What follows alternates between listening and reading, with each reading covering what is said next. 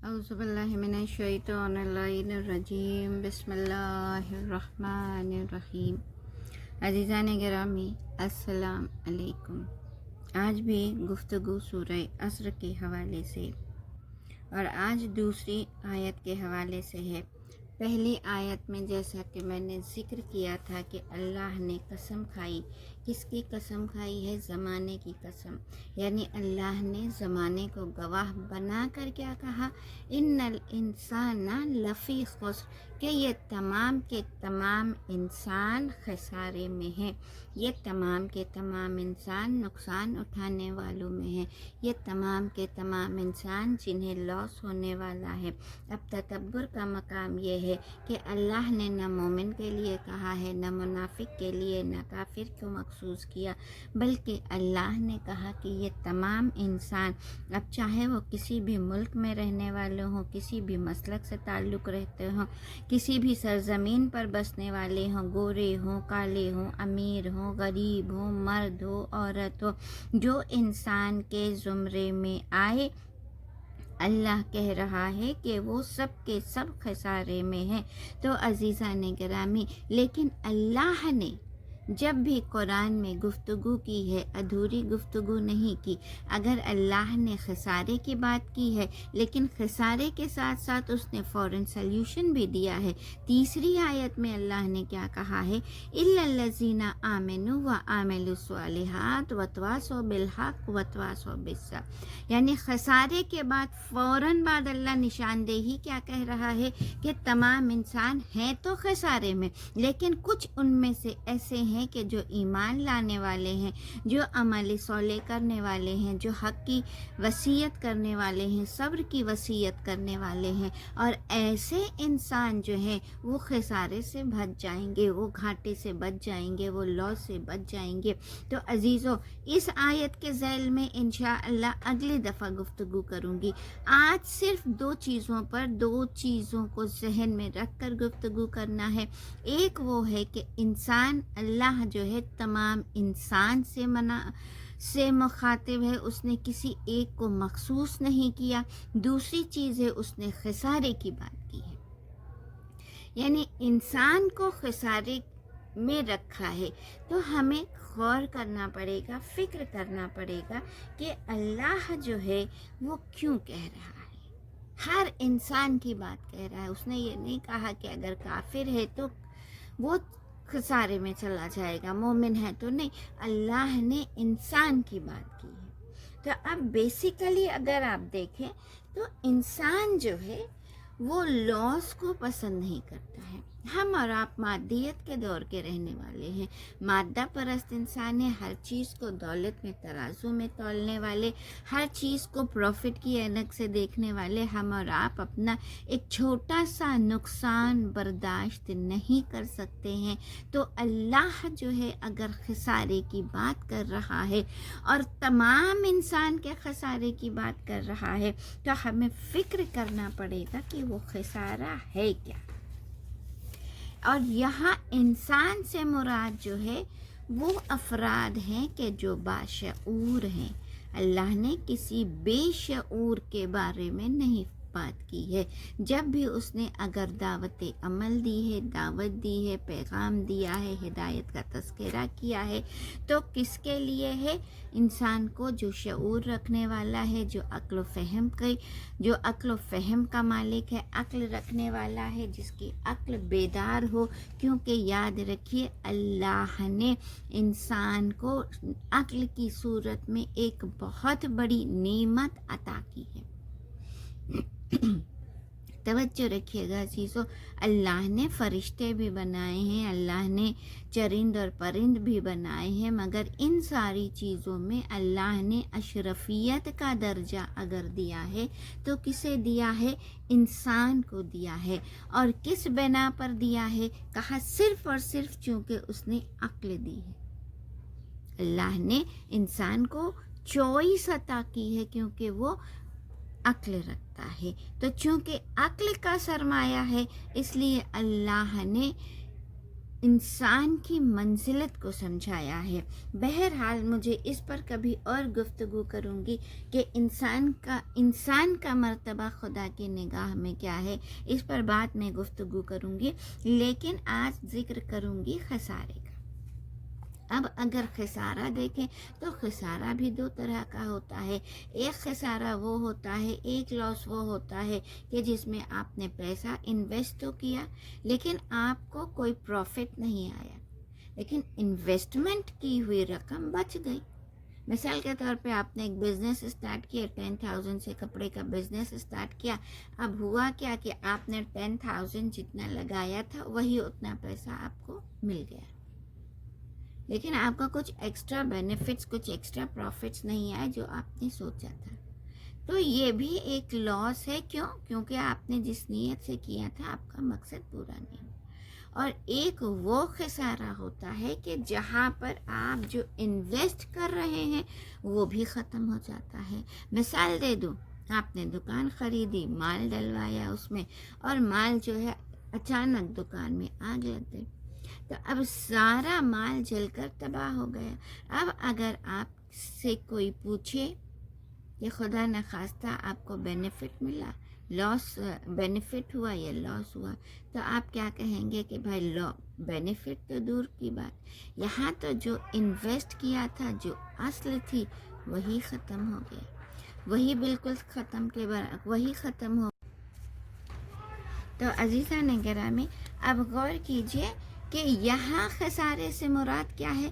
जो आपकी real investment है, जो आपकी असल है, वही ख़त्म होने वाली है। बहुत तवज्जो से मेरे इस जुमले को आप लोग अपने इज़हान आलिया में महफूज रखिएगा, ताकि मैं आपके सामने नतीजा बयान कर सकूंगी कि अल्लाह ने इंसान को खसारे में क्यों कहा है। अब अगर देखना है, इंसान जो है चाहे कितना ही बड़ा बिजनेसमैन क्यों ना हो, किसी मुल्क का प्रेसिडेंट क्यों ना हो, बहुत बड़ी प्रॉपर्टी का मालिक हो, बहुत से बड़ा ज़मींदार हो, बहुत बड़ा बिजनेस टाइकून हो, अल्लाह कह रहा है अगर इंसान है तो वो खसारे में है।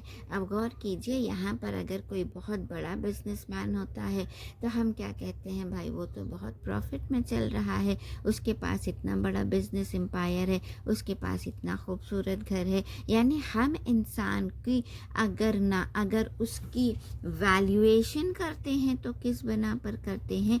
उसकी दौलत की बना पर करते हैं, उसकी प्रॉपर्टी के बना पर करते हैं। हम किसी के अखलाक, आज के दौर में इंसान के अखलाक की कदर नहीं की जाती। आज के दौर में इंसान को उसके अखलाक से, उसके किरदार से नहीं, बल्कि उसे दौलत के तराजू में उसे नापा जाता है।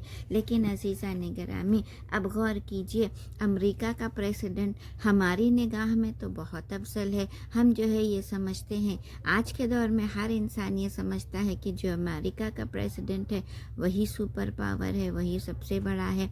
लेकिन अल्लाह कह रहा है, अब ये चाहे प्रेसिडेंट है, चाहे बहुत बड़ी दौलत का मालिक है, चाहे बहुत बड़े मुल्क का मालिक है, लेकिन है तो इंसान, और इंसान है तो खसारे में है। क्यों? क्योंकि इंसान जब इस दुनिया में आता है तो इंसान कुछ लेकर नहीं आता, कोई दौलत साथ में नहीं आती है इंसान के, कोई प्रॉपर्टी इंसान के साथ में नहीं आती है, कोई, अगर आप देखें, कोई वो स्टेटस लेकर नहीं आता है। बल्कि इंसान जब इस दुनिया में आता है तो सिर्फ और सिर्फ दो चीज़ लेकर आता है, एक जिस्म लेकर आता है, एक रूह लेकर आता है। बहुत तवज्जो रखिएगा, इंसान जो है वो दो चीज़ों का मुरक्कब है। इंसान जो है उसे आप क्या कह सकती हैं, ये मिलकर बना हुआ है। दो चीज़ें का दो कॉन्स्टिट्यूएंट इसमें मौजूद है, एक उसका जिस्म है, एक उसकी रूह है। और अजीज़ा ने गिरामी, हम और आप किसी में अगर डिफरेंस क्रिएट करते हैं तो दौलत की बना पर करते हैं, ہے یا نہیں؟ ہمارے مزاج میں چونکہ دولت موجود ہے، دولت کے ترازو میں ناپتے ہیں، تو ہم جو ہے انسانوں میں ڈفرینس کر دیتے ہیں، یہ امیر ہے یہ غریب ہے. لیکن اللہ کی نگاہ میں عزیزو کوئی ڈفرینسیشن نہیں ہوتا ہے، کوئی ڈفرینسیشن نہیں ہوتا ہے. انسان کبھی اللہ جو ہے انسان میں کوئی ڈفرینشیشن رکھا ہی نہیں ہے، اس نے کوئی تفاوت رکھا ہی نہیں ہے، بلکہ اللہ نے انسان کے بیچ میں کوئی ڈفرینسیشن نہیں رکھا ہے. اور وہ جو ہے اس کا ثبوت 3 جگہوں پر دیتا ہے. اگر آپ غور کرتی ہوں گی، اگر آپ ریئلائز کریں تو آپ کو سمجھ میں آ جائے گا. اللہ جب کسی کے گھر بیٹا بھیجتا ہے، بچہ بھیجتا ہے، یعنی اگر کسی کے گھر ولادت ہوتی ہے، اب چاہے غریب کے گھر بچہ آئے چاہے امیر کے گھر آئے، تو آپ دیکھیں گے کہ دونوں کے آنے کا انداز ایک ہے. اللہ یہ تو نہیں کرتا ہے نا کہ امیر کے گھر بھیج رہا ہے تو کوئی اور طریقے سے بھیج دے، یا اگر غریب کے یہاں آ رہا ہے تو کوئی اور ذریعے سے آ رہا ہے. نہیں، اللہ نے یہاں پر تفریق نہیں رکھی ہے. دوسرا موقع جب کون سا ہے؟ جب اللہ اپنے گھر بلاتا ہے. اللہ ہر مومن کو حج کی توفیق عنایت فرمائے. اللہ ہر ایک کو اپنے گھر کی زیارت کرائے کہ ہر انسان جا کر حج بیت اللہ جو ہے اللہ کے گھر کا طواف کرے، کعبہ بیت اللہ کی زیارت کرے. کیونکہ عزیزو انسان کے لیے یہ ایک بہت بڑی سعادت ہے. اب انسان کو اللہ جب حج کے لیے بلاتا ہے، اب چاہے جانے والا بزنس مین جائے یا ایک غریب انسان جائے، دونوں کو کس طرح جانا ہے؟ ایک ہی انداز سے جانا ہے. غریب چاہے سوٹ بوٹ پہننے والا ہے، لیکن اللہ کہتا ہے میرے یہاں آؤ گے تو تمہیں احرام پہن کر آنا ہے. غریب بیچارہ جو ہے پھٹے ہوئے کپڑے میں رہنے والا ہے، لیکن اللہ اسے بھی کہتا ہے تمہیں بھی احرام پہن کر آنا ہے. یعنی یہاں پر اللہ نے امیر اور غریب کے فرق کو، اس کے تفاوت کو مٹا دیا ہے. تو یاد رکھیے، یہاں انسان چاہے کہ اپنے گھر میں بہت بڑے بنگلے میں رہنے والا ہو، لیکن جب وہ حج کرنے جاتا ہے تو اللہ کہتا ہے تمہیں عرفات کے میدان میں جا کر رکنا بھی پڑے گا.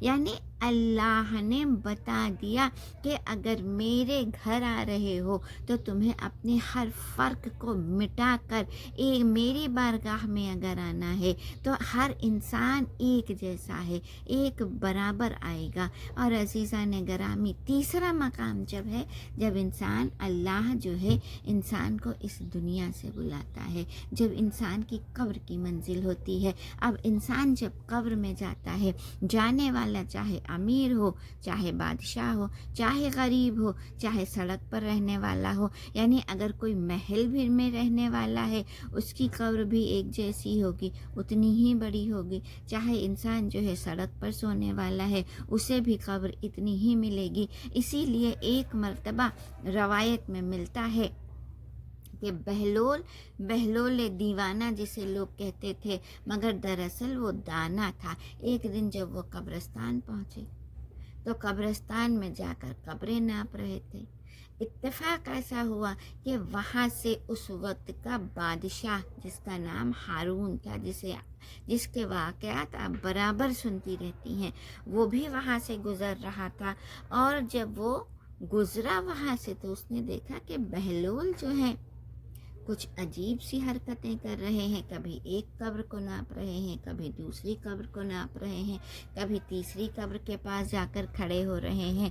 تو وہ گیا قریب، جا کر پوچھا بہلول آج تم یہ کیسی حرکتیں کر رہے ہو؟ کہا بہلول یہ قبریں کیوں ناپ رہے ہو تم؟ تو بہلول نے کہا کہ میں دیکھ رہا ہوں کہ کہیں کوئی قبر چھوٹی یا بڑی تو نہیں ہے. کہا مگر ساری قبریں تو ایک جیسی ہیں. تو کہا تو کہنا کیا چاہتا ہے؟ تو ایک مرتبہ بہلول کہتا ہے کہ ہارون تو محلوں کا رہنے والا ہے، تو محل میں زندگی بسر کرنے والا ہے، اور میں ٹھہرا دیوانہ، میں سڑکوں پر رہنے والا ہوں. مگر میری یہ سمجھ میں نہیں آ رہا کہ مرنے کے بعد تیری اور میری قبر تو ایک جیسی ہوگی. یعنی اللہ نے بتا دیا کہ انسان جو ہے سب برابر ہے اللہ کی نگاہ میں. ہاں اللہ کی نگاہ میں افضلیت اسے ہوتی ہے کہ قرآن کہہ رہا ہے ان اکرمکم عند اللہ اتقاکم. بڑائی نہ رنگ میں ہے نہ نسل میں ہے، عند اللہ اتقاکم، بڑائی صرف اور صرف تقوی میں ہے. بہرحال یہاں پر کنکلوڈ کرتے ہوئے مجھے میسیج یہ دینا ہے کہ اللہ نے انسان کو خسارے میں اس لیے کہا کیونکہ انسان جو ہے گزرتے ہوئے وقت کے ساتھ ساتھ اپنے جسم کے سرمائے کو کھو دیتا ہے. انسان جو ہے جسم رکھتا ہے ناسیسو، اور آپ دیکھیے غور کیجئے کہ جیسے جیسے وقت بڑھتا ہے، جیسے جیسے حیات بڑھتی ہے، جیسے جیسے ایج بڑھتی ہے، ہم کیا دیکھتے ہیں؟ ہمارے اعضاء اور جوارح کمزور ہونے لگتے ہیں. جوانی میں جو طاقت رہتی ہے بڑھاپا آتے آتے وہ طاقت ختم ہونے لگتی ہے. آنکھیں جو ہیں پہلے کبھی بہت تیز دیکھتی تھی، دور تک نظر آتا تھا، لیکن دھیرے دھیرے کیا ہوتا ہے؟ آنکھیں بھی کمزور ہونے لگتی ہیں، کان بھی کمزور ہونے لگتے ہیں، ہاتھ اور پاؤں میں راشا پیدا ہو جاتا ہے، اور ایک دن انسان جو ہے وہ اس دنیا سے کوچ کر جاتا ہے. یعنی انسان کا جسم فنا ہو جاتا ہے. یہی جسم جو ہے اب مٹی میں ڈال دیا جاتا ہے. تو اللہ نے کیوں کہا کہ انسان خسارے میں ہے؟ کیونکہ جس جسم کے لیے وہ اتنی محنت کرتا ہے وہ دراصل کیا ہے؟ وہ جسم فانی ہے، فنا ہو جانے والا ہے. یہ دنیا بھی فانی ہے، جسم بھی فانی ہے. تو اللہ نے بتایا کہ یاد رکھو تم انسان ہو تو خسارے میں ہو، کیونکہ تمہاری اصل جو ہے، تمہارا جسم جو ہے جس کے لیے تم اتنی محنتیں کر رہے ہو، وہی دراصل فنا ہو جائے گا. بس عزیزان گرامی، آج یہیں تک گفتگو کو تمام کروں گی. انشاءاللہ دوسری سیشن میں جو ہے اس تیسری آیت پر ذکر کروں گی جہاں اللہ نے فائدے کی بات کی ہے کہ کون فائدے میں ہے، کون نقصان سے بچنے والا ہے جو ایمان لے آئے گا. بس عزیزان گرامی، یہیں پر میں اپنی بات کو ختم کر رہی ہوں، اور انشاءاللہ اب پھر اگلے ایپیسوڈ میں نئی تیسری آیت کی تفسیر کے حوالے سے تیسری آیت کے پیغام کو بیان کروں گی. لیکن آپ سے گزارش یہ کرتی ہوں کہ آپ کو میری یہ پیغام کا جو سلسلہ میں نے شروع کیا ہے یہ آپ کو کیسا لگ رہا ہے، اس کا فیڈ بیک دے کر آپ مجھے ضرور بتائیں. خدا حافظ.